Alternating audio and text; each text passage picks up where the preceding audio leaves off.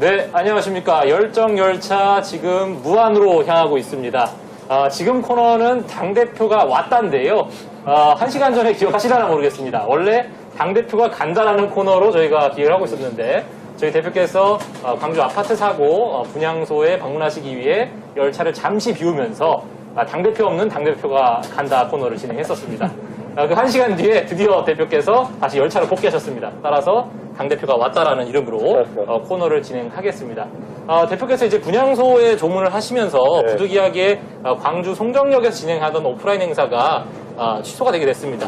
따라서 뭐 이제 광주 시민분들께 인사드리는 말씀을 못했었는데 이 자리를 빌려서 한번 광주 시민들에게 드리고 싶은 말씀이 있다면 한번 해주시죠. 네, 광주 시민 여러분, 아무래도 광주 시민 여러분께서 굉장히 요즘 광주 지역의 안전 문제나 이런 것들에 대해서 걱정이 많으실 텐데 그 학동 붕괴 사고와 더불어가지고 그 화정동 아파트 붕괴 사고에 대해서 저희 국민의힘이 더 많은 관심을 쏟겠다 이런 말씀을 드리면서 오늘 그래서 저희 국토교통위원회 송원석 의원님이 또 저와 합류하기 위해서 또 서울에 내려오셨습니다. 그래서 또 송원석 의원님과 그리고 또 기병동 의원님을 저희가 화정동 아파트 붕괴 사고의 담당자로 지정해서 이미 송원석 의원님은 지금까지 몇 주째 활동하고 계시고요. 그리고 김영동 의원님 오늘 추가로 지정해가지고 그 붕괴 사고로 피해 입으신 분들 외에도 그 앞에 상가에서 장사하시는 분들 이런 분들도 피해가 이제 생기고 있고 또 입주하시려던 분도 피해가 있기 때문에 이게 굉장히 복합적이고 넓은 범위에 저희가 케어해야 되는 사고이기 때문에 오늘 추가로 김영동 의원님을 배정해가지고 저희가 계속 지원을 드리려고 하고 있습니다. 이렇듯이 광주에 대한 저희의 어쨌든 고민이라든지 아니면 기여라는 것은 앞으로 계속 해나가도록 하겠습니다. 최근에 이 광주 그 신축 아파트 붕괴 사고 이후로 광주뿐만 아니라 전국의 이제 신축 아파트 요 근래 1, 2년 사이에 사실 건설 현장 원자재 가격이 굉장히 급등했지 않습니까? 따라가지고 이제 그 건설 현장에서 과연 규정대로 그 원자재들을 사용했을까라는 의구심을 갖는 분들이 많아졌어요. 그래서 이런 최근에 지어진 신축 아파트의 안전 문제에 대한 걱정이 대두됐는데 여기에 대해서 뭔가 우리 당이 가지고 있는 뭐 예전에 이제 90년대 초에 일기 신도시를 지을 때 그 일기 신도시 분당이나 일산 이런 거 지을 때 그때 모래가 이제 그때 강모래가 아니라 바다모래를 쓰면 안 냐 뭐 이런 것도 해서 굉장히 뭐 논란이 있었는데요.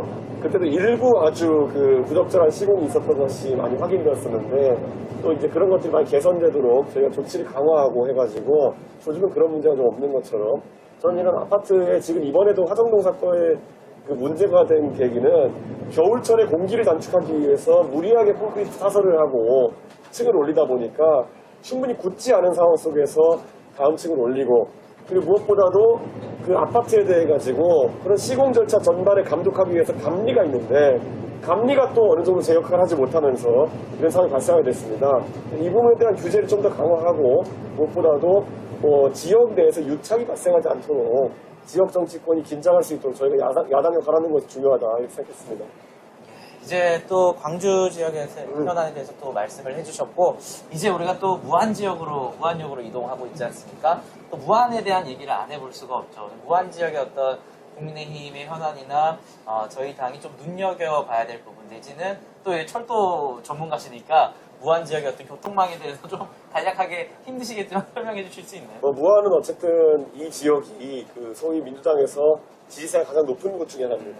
가장 이제 저희 지지세가 전남에서 낮은 곳 중에 하나이기 때문에 저도 오늘 이 무안으로 가는 길이 참 두근거리면서도 참 두렵습니다. 그런데 저희가 원래 전남 동북권 그러니까 기업이 발달하고 좀 더 큰 공장들이 있는 여수, 광양, 순천 등에서는 좀 지지가 나오는 편인데 오히려 이제 전남 서부권 같은 경우에는 예전부터 이제 산업이 덜 발달하고 전통적인 1차 산업 같은 것이 많이 발달하고 그 안에서 젊은 세대의 유입이 적고 이러다 보니까 좀 지역의 문제가 누적되어 왔었어요. 그래서 그런 부분들을 해소할 수 있는 방법이 뭔지에 대한 고민을 해야 되는 것이고 그러다 보니까 이 무안도 이제 무안 공항이 들어서고 이런 인프라에 대한 관심이 굉장히 많았었는데 실제로 그런 것들로 인해 가지고 지역의 산업이 발달하고 이런 데까지 이르지 못했습니다. 그래서 그런 부분 좀 고민해 보려고 합니다. 지금 밖을 보시면 또 아름다운 풍경들이 펼쳐지고 있고 한 10분 정도 뒤면 또 무안역에 도착을 해서 저희가 또 무안 시민분들과 함께 저희의 정책과 이런 것들을 설명드리는 그런 자리도 있을 것 같아요. 그러면 좀 대표님이 아까 백브리핑도 하고 오셔가지고 좀 계속 무거운 얘기만 하신 것 같아가지고 조금 이제 스몰 토크 위주로 한번 진행을 해볼까 하는데, 대표님 지금 목소리도 굉장히 좀 많이 네. 갈라지시고, 어제 보니까 호남에 계시다가 2시간 뒤에 막 대구에서 나타나시고 이러는데, 네. 피곤하시지 않으세요? 진짜 피곤합니다. 피곤하고, 근데 원래 선거 때는 본인이 역할을 찾아서 하는 겁니다. 그리고 선거 때 자기 생색만 내려고 하는 사람들이 보통 사고를 많이 칩니다. 그러니까 후보와 제일 가까운 곳에 있으면서 후보와의 친분을 강조하려고 뭐 이렇게 사진을 찍어 올리고 이런 분들이 나중에 사고 친 경우 굉장히 많거든요. 그래서 후보와 가장 멀리 있으면서 열심히 하는 사람들이 선거에 가장 큰 기여를 하는 겁니다. 이게 약간 이게 축구나 이런 거, 농구 같은 거 할 때도 보면은 이게 지역 방어가 잘 안 되면은 이게 중학교 때 저희 운동장에서 흙바닥에서 축구하면은 공 따라서 전체 운동장 움직이거든요. 뭐 그런 공 따라다니는 축구 이런 거 하면 안 되는데 아무런 정치권에는 불나방들이 많기 때문에 후보 따라가지고 다니다가 선거 말아먹는 경우 굉장히 많습니다. 그래가지고 의도적으로라도 후보랑 독립적으로 움직이는 그게 굉장히 중요합니다. 이렇게 자기의 역할을 알아서 찾아서 하는 분들, 우리 청년 보좌관들이 아니었으면 사실 이 열정열차 출발하기 힘들었을 거예요. 근데 또 청년 보좌관 직함은 지금 없지만, 달고 있지 않지만, 또 오늘의 하이라이트죠. 김민규 씨가 정말 많은 역할을 해줬거든요. 토론 버티를 통해서 이제 K53이라는 타이틀로 화려하게 등장을 했는데, 또 여기서 열정열차의 성공을 위해서 열심히 또 달리고 있습니다. 3일간의 어떤 열정열차 이제 슬슬 좀 마무리를 향해서 달려가고 있는데, 3일간의 좀 소회가 어떻습니까? 우리 당이 이전까지 우리 당의 행보를 쭉 살펴봤을 때 호남에서 굉장히 소외받아왔고, 그리고 호남의 주민들께서 우리 당을 선뜻 지지하기 어려웠는데, 지금 이 열정열차라는 것이 아까도 말씀드렸다시피 우리의 목소리가 닿지 않았던 곳, 또 역으로는 주민들의 목소리가 우리 당에 닿지 않았던 곳을 향해서 그런 하나하나의 진심과 하나하나의 그런 발걸음이 결국은 호남의 그 굳었던 마음을 다시 높일 것이다라고 봅니다. 제가 지금 이 얘기를 들으면서 문득 드는 생각이, 대표님이랑 워딩이나 이런 것들, 말투가 굉장히 많이 비슷해진 것 같아요. 평소에 대표님이나 이런 영상들을 많이 보세요? 토론 영상 같은 거를? 표절범이라고 그렇습니다. 또 표절 아닌 표절 논란으로 또 참 어이없는 공격을 당하기도 했는데, 또 대표님 또 얼마 전에 어제인가 오바마 대통령 연설도 차용했잖아요. 그래서 이런 것들은 당연히 좀 오마주라고 생각을 해줘야 되는데, 우리 김민규 씨가 참 곤혹을 치렀던 그런 기억도 있습니다. 아니 그런 식으로 따지면 민주당에서 깨어있는 양심 이런 얘기하는 사람들은 전부 다 표절범인가요? 그래서 착한 표절이라 하겠죠. 아이고. 참 민규 씨가 참 우리 국민님의 소중한 인재로 거듭나주길 바라겠습니다.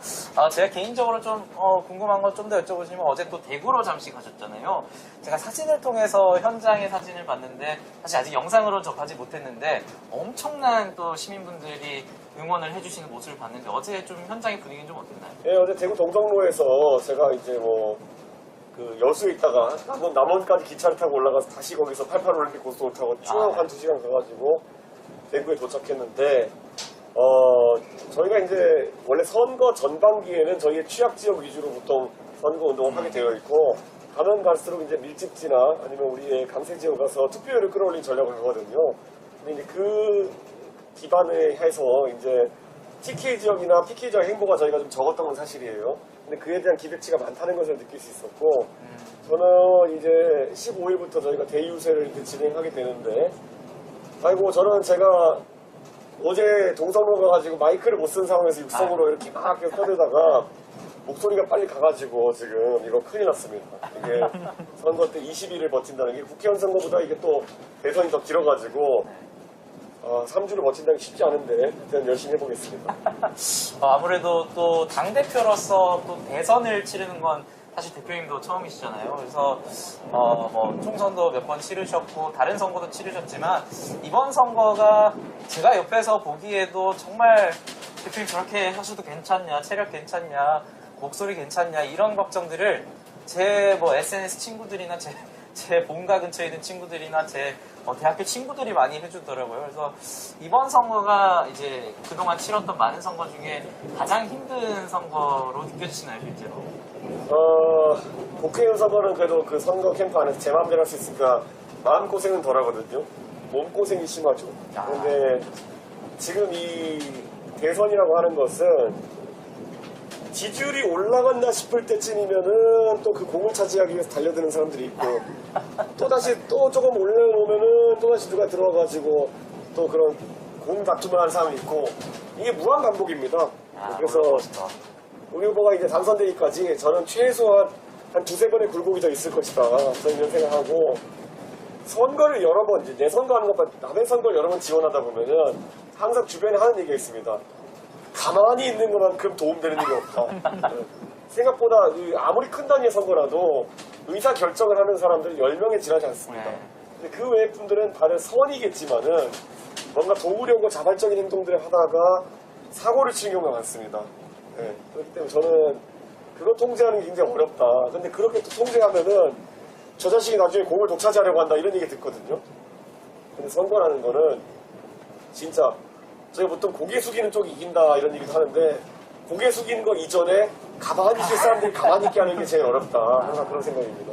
가만히 있는 게 가장 어렵다. 그렇죠. 오늘의 명언이 또 나온 것 같은데요. 네. 참, 이 선거운동에 있어서 참 많은 일들이 일어나는 하루하루인 것 같아서 참 노심초사하지만 또 이런 열정열차 일정이 있어서 또 이런 아름다운 풍경을 보면서 또 온라인으로 시민분들과 소통을 할 수 있는 게 또 장점인 것 같아요. 그럼 또 민규 씨를 모셨으니까 제가 평소에 이제 민규 씨랑 소통할 기회가 많은데 당대표님을 굉장히 많이 좋아하세요. 근데 뭐 이렇게 국회 근처에 일 있거나 하면 대표실에서 편하게 대표님한테 질문해라 찾아가도 된다라고 하는데 막 얼굴이 빨개지면서 못 찾아가더라고요. 그래서 오늘 이 기회를 빌어서 좀 대표님한테 뭐 평소에 궁금했던 것들 아니면은 뭐 자신의 토론 뱉을 때 어떤 토론 점수 평가라든지 자유롭게 한번 하시는 시간을 가져보시죠.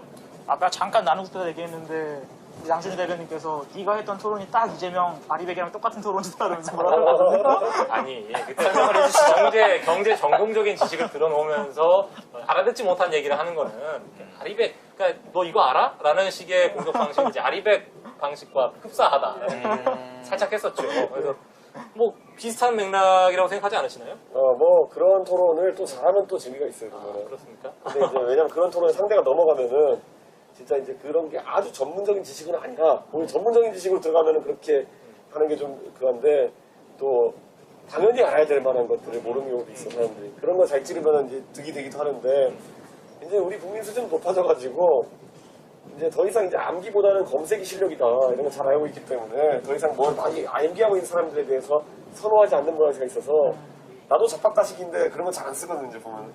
그러니까 내가 봤을 때는 오히려 모순을 찾아내는 화법 이게 이제 토론에서 굉장히 중요한 거고 상대가 말을 많이 하게 만드는 게 오히려 약간 좋은 화법이고 근데 이제 그거를 하려고 그러면은 상대 빈틈을 치고 들어가는 연습을 굉장히 많이 해야 되는 것이고 상대가 이제 때로는 그런 거 찔렸을 때 당하고 아파하기도 하지만은 이재명과 적반하장 식으로 나오는 사람도 있거든요. 그런 것들 좀 겪어봐야 돼요. 목소리 크면 이기는 줄 아는 사람도 있거든요. 확실히 좀 저도 뭐 학술 토론 이런 것도 나가봤지만 정치 토론, 방송 토론이라는 정말 그냥 다른 영역인 것 같더라고요. 또 얘기가 나와서 제가 또 16강 저희 토론 배틀 할 때 당대표님 코멘트 중에 좀 약간은 좀 뼈아픈 게 있었어요. 사실 이분들 방송 내보내려면 좀 많이 수정이 필요할 것 같다 이런 코멘트가 아직도 기억나더라고요. 요새 뭐 민규 씨도 방송을 좀 나가시니까 뭐 민규 씨나 대변인단의 어떤 방송 토론 실력은 그나마 그때보다는 좀 졌다고 느끼시나요? 방송은 하면서 이제 깨져가면서 이제 함정이 안 빠지는 거고 내가 항상 말하는 건 뜨거움을 가르치려고 그러면 만져보는 거에 답이 없다라는 거는 말과 글로 뜨거움을 가르칠 수 없어. 한 번도 안 만져본 사람에게. 그런 것처럼 TV 토론도 그런 측면이 있고 나중에 이제 TV 토론에 있어가지고 우리 쪽 보수 쪽 패널들이 가장 많이 빠지는 함정이 뭐냐면은 어디서 잘못 배워가지고 나는 뭐 좌파 언론에 가지 않겠다 이러면서 스스로 굉장히 멋있는 척 하는데 그러다 보면은 이제 본인이 극우화되는 과정을 모르게 되는 거가지고 나도 이제 보면은 오른쪽 언론이라는 데 가면은 거기 가면은 막 극우적인 발언하는 게 상식이 돼버리는 순간이 있어요. 보면은. 그런 분들이 그런 거 하다 이제 막 국회의원 되고 이러면은 그분들이 사고를 많이 치시죠. 또 방송 토론 전문가답게 많은 경험을 해봐야 된다라는 것들이 참 저도 많이 느끼고 있습니다. 사실 굉장히 당황스러운 경우가 많아요. 이제 상대 패널분으로 나오신 분들이 이렇게 얼굴 색 하나 안 변하고 거짓말 치는 경우도 있어서 그런 좀 돌발 상황들에 대처를 하는 것이 또 포인트인 것 같더라고요. 네. 오늘 당대표가 왔다 코너 여러분들 좀 소통이 자유롭게 하셨는지 모르겠습니다. 또 평소에 궁금했던 질문들 대표님과 또 나눠보고 좀 스몰 토크 위주로 진행을 해봤는데요. 이제 막 무안역에 도착을 했습니다. 네, 그래서 무안역에서 또 저희가 준비한 것들을 준비해야 될 것 같아서 여기서 코너를 마쳐보도록 하겠습니다. 예, 마지막 멘트는 열정열차를 열정합니다 하면서 손을 흔들어 주시겠습니다. 자, 열정열차를 열정합니다.